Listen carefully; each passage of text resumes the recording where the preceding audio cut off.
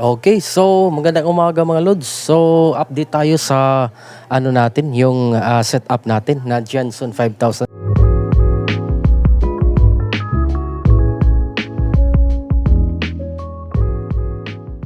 So mag-aapat na buwan na 'to mga lods. Goods na goods pa rin. So para sa mga gustong mag-ano ng Jenson, mag-setup ng Jenson 5000 watts, 24 volt system. So maganda pa rin siya. Mag-aapat na buwan na sa akin. Straight yan mga lods, araw-araw. And then, update natin kung maganda ba to. Yung timer natin na KG 3160. Maganda rin. Yung KG 3160 natin mga lods, goods na goods yung ano niya, yung function niya. Hindi man lang nagbintest. Tapos madali pa siyang i-set up. Napakaganda. Hindi gaya ng doon sa isa. Yung, di ba may setup tayo doon sa Zamdo natin na yung, yung sabihin na natin parang light sensor ba yun or photo sensor na switch. May hindi ako nagustuhan doon mga lods. Mas prefer ko to mga lods. So kung nakakita kayo ng video na to at saka nakakita kayo ng ganong setup ko, yung video na yon, much better siguro. Ito i-recommend ko compare sa doon sa doon sa photo sensor natin. Mas maganda to mga lods compare sa isa. Kasi ang mangyayari kasi doon pag yung palubog na yung araw, and then meron pa naman siyang mayroon pa namang sikat pero palubog na ang araw, mag-on off siya, on off yung niya, yung sensor niya. Siguro mga isang minuto siguro, 30 seconds to 1 minute.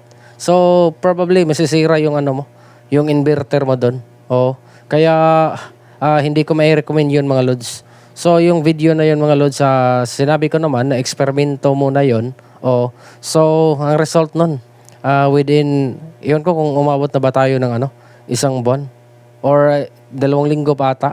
So napansin ko na hindi maganda pag palubog na yung araw. So much better ito, KG 3160 mga lods, kasi sineset niya talaga. Bala kong anuhan yun, palitan yun. Okay. So yun mga lods, mai-recommend ko talaga to. So yung setup natin na totally goods na goods pa rin.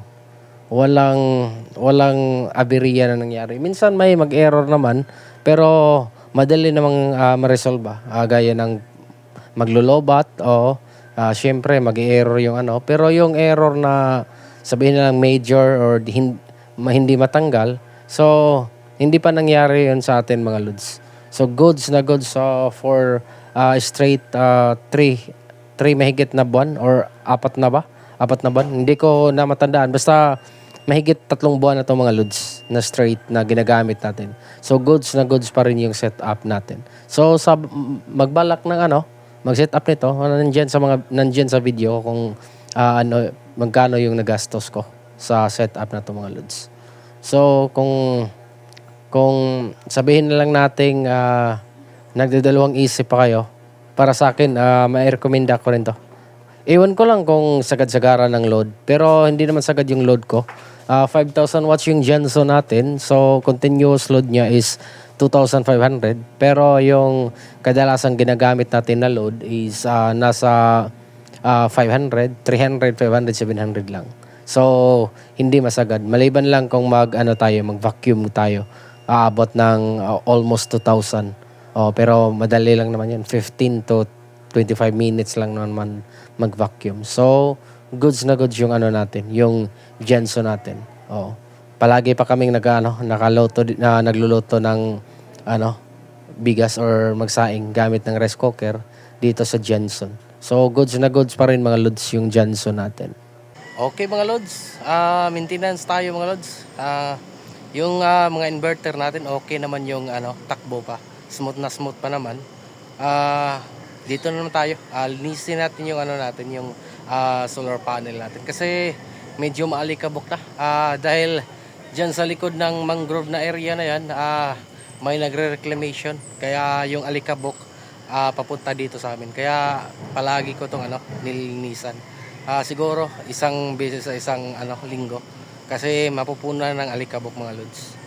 Ito pala yung natin, yung dalawang 200 watts, isa tsaka yun pangalawa 200 watts yan mga lods dito sa bahay namin, yung sa Zamdon 1 kilowatt na setup natin mga lods. Ito yung solar panel natin.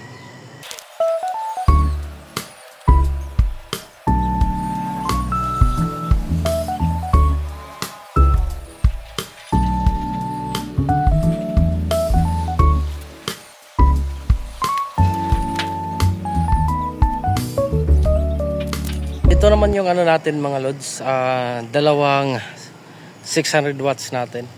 So dami na yun, mga dumi ng ibon mga lods yan, dapat nililinisan yan, tinitingnan yan. Kaya mas maganda talaga pag yung solar panel mo madaling ma-access o madaling matingnan. Kasi pag hindi mo yan madaling matingnan isang beses sa isang taon o kaya dalawang beses sa isang taon, baka ganito na yung mangyayari.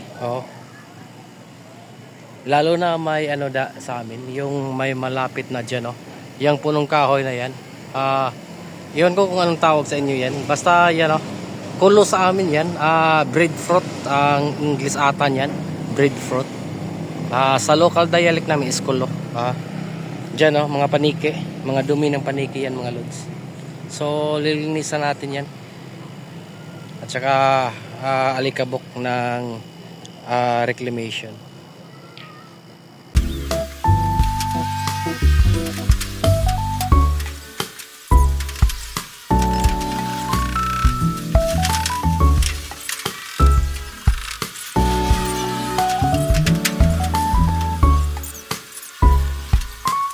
So nalinisan na natin yung doon, yung dalawang 600 watts natin mga lods at saka itong dalawang 200 watts natin.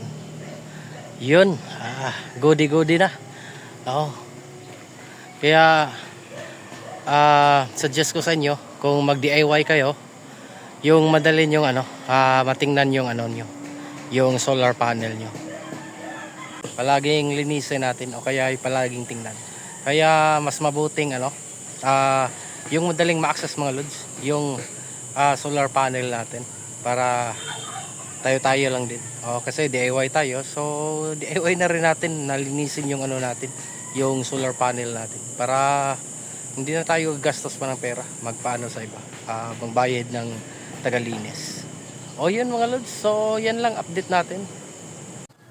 Okay mga lods, so kung umabot man kayo sa puntong ito mga lods, pa-subscribe naman ng channel natin para patuloy nating masubaybayan yung update ng ating mumurahin or small solar setup natin na ginamitan natin ng Johnson at saka yung Zamdon natin mga lods. Okay, bago muna natin tapusin mga lods, pakipindot na rin yung notification bell.